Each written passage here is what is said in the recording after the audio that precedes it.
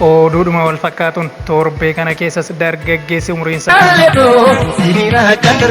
shan ta'u maanguddoo umriin ishee ganna 85 taatu irraa jaalala hamaan liqimfameetu fuudhaaf qophii xumuraa jira jettu. Oduu gama Koongooti miliqxee baateedha. Koones warraajidha. Dubbichi akkas ture. Jiraataan aardii Afrikaa lammii biyya Koongoo kan ta'e dargaggeessi ganna 25 Muyiwaa kan jedhamu jaartii umuriin ishee ganna 60 isa dursituu fi ijoollee 8 akkasumas ijoollee ishee lakkoofsaan 20 ta'an Tireezaa waliin jaalala keessatti kufee fuudhaaf qophii xumuruusaa ifoomsee jira. Egaa akkuma jaalalli jaamaadha jedhu sana dargaggeessi kun jecha qofaan osoo hin taane gochaan ifoomsuuf jira kan jedhus dubbii ijoo torban kana taate argamte. Dargaggeessi kun akka dubbatutti kanaan dura jaallatee akka beekuu fi isheen kun garuu isaan keessaa roga maraanuu adda akka taate irra deddeebi'ee dubbata.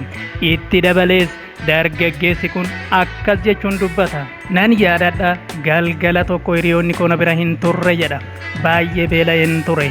Hedduus dadhabeen lafan turetti jaartiin tokko dhuftee baay'iftee na tajaajilti jedha jechuun waa'ee gaarummaa ishee miira guutuu fi fuula gammachuun guutameen dubbata. Akkasumas mi'aawun akka jedhutti anatti kan agarsiifte gaarummaa ishee akkan daran ishee jaalladhuuf sababa guddaadha jedha. Hammam dulloomtu yoo taateyyuu dhugaadhaan akaakoo koo ta'uu dandeessi, garuu hedduun jaalladha yoo jedhu miira guutuudhaan jaalala maanguddoo kanaaf qabu dubbata. Maanguddoon kunis akkas jechuun dubbatti. Umuriin koo ganna 85 ta'us jaalalaaf daangaanatti hin ta'u jettee dhaadatti. Sababni jaalalli miira gammachuu waliin dhandhamaniiti malee safartuu umurii miti yoo jettu miira dhaadannootiin dubbatti. Itti dabaluunis ani ijoollee 8 fi ijoolleen koo 20 ta'aniin qaba. Mi'aawun umuriidhaan ijoollee koo keessaa ilma koo isa 5ffaa ta'uu danda'a. Garuu inni na jaallata. Anis isa daranan jaalladha. Hawwiin koo guddaan uffata gaafa cidha kootii uffachuuf baay'een hawwisiisaa jira jetti. Gammachuu qabdu yoo dubbattu. Itti dabaluunis ittis gaaffii deebii dhabe. Itti ta'e kan mul'ate abbaan mana maanguddoo kanaa eessaa fi maalirra akka jira gaaffii deebii eeggatudha. Kunis ta'e kanas namoota hedduuf gaaffii ta'uu hin qabu. Osoo abbaan manaa kun jiraate maanguddoon kun jaalala dargaggoo kanaa keessatti kuftii laata kan jedhus wal lama shakkisiisu. Kanarraa ka'uudhaan dubbiin jaalalli jaamaadha jedhu sunis jecharraa gara gochaatti ce'uun mirkanaa'uuf jedha kan jedhu waan wal lama mormisiisu miti.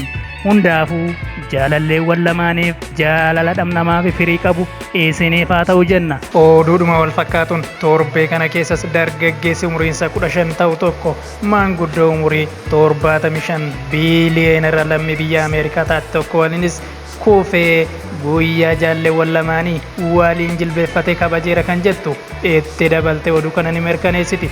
Haa ta'u malee taateewwan biyya keenya keessatti barataman dargaggeessi umuriidhaan maanguddoo umuriin isa dursi tokko fuudhuun hammam saalfii ta'u bara kana keessa kunis cabeera jedha. Oduun amma balballoomse kun asumaan kabajamtootaaf hordoftoota YouTube channel keenya subscribe gochuun odeeffannoo abiraatiif nu eega jenna.